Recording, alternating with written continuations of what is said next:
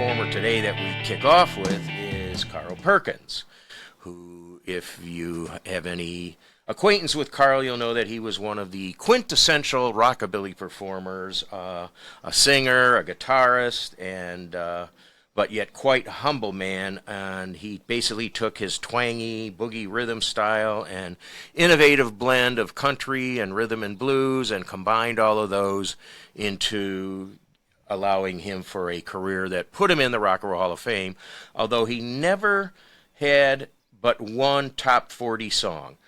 He never had a number one song, never had a top 10 song. That song, of course, was Blue Suede Shoes, and we'll cover that in a little while.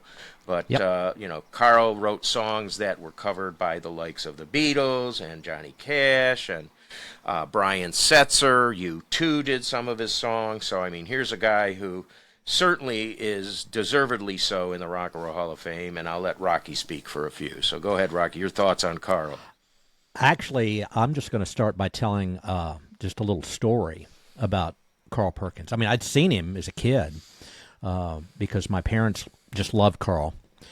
And, of course, with these shows, he would play with Johnny Cash. There would be other performers there, but this was a New Year's Eve performance back in the late 80s. And a friend of mine and I were going to go to Carl Perkins' New Year's Eve concert in the West End in Dallas. And it was cold. I mean, it was cold, and it was outside. And not a lot of people showed up. They chose an outside venue to do a New Year's Eve show? A New Year's Eve Even for show. Dallas, that's... Yeah, because Dallas can get Cleveland, awfully it would be cold. out of the question, but, Yeah, but this was, it was like in the 20s. And maybe 30 or 40 people showed up.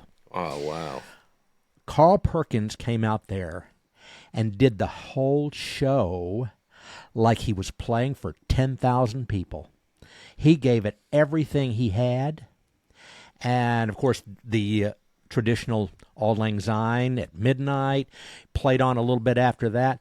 And here's the thing, is that not only did he play the full show, of course, he invited everybody to come forward. Just everybody come forward. And then after the show, he stopped and shook everyone's hand who was there and wanted to shake his hand. Wow, every what a guy. Single person. Signed every autograph request. He signed it. And he was grateful for the 40 people that were there. I mean, that was in the 80s. I mean, Blue Suede Shoes had come out more than 30 years before that. And as I said in my opening remarks, he was a very humble guy.